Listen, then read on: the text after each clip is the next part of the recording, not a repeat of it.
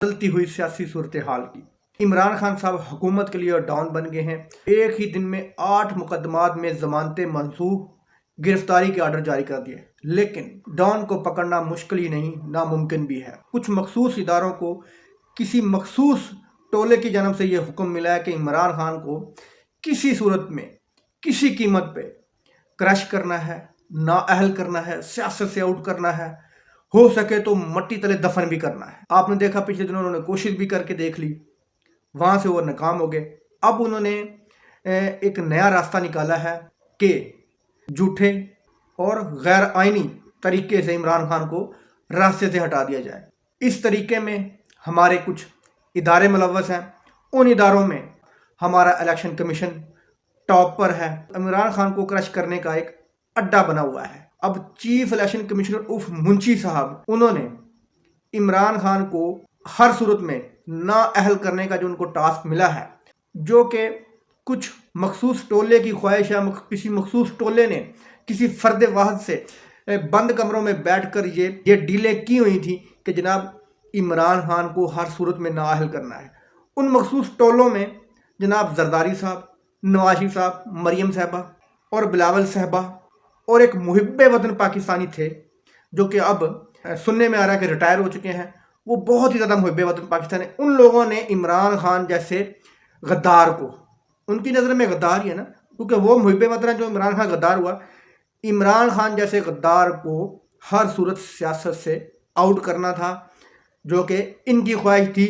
क्यों कि रजीम चेंज करने में जो करैक्टर थे, उन करैक्टरों की ये ख्वाहिश थी कि हर सूरत में इमरान खान को नाअहल करना है और हमारे करप्शन के केस ख़त्म करने हैं। लेकिन पर्दे के पीछे किसी और की भी ख्वाहिश थी इमरान खान को नाअहल करने की।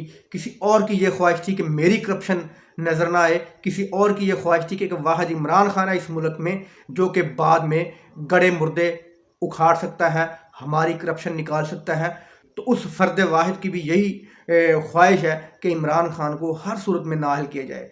यही वजह है कि उस फर्द वाहिद ने कुछ घटिया दलाल बैठाए हुए हैं अपने इदारों में, जैसे कि मुंशी साहब। अब मुंशी साहब अपने उन बापों को छोड़ रहा है जिन्होंने तोशाखाना में तोहफे लिए और गाड़ियां हजम करके, अरबों रुपए के तोहफे हजम करके, जो कि कौड़ियों के बाद उन्हें पैसे दे के खरीदे हैं। इमरान खान साहब ने तो 50% कीमत दे के खरीदे हैं।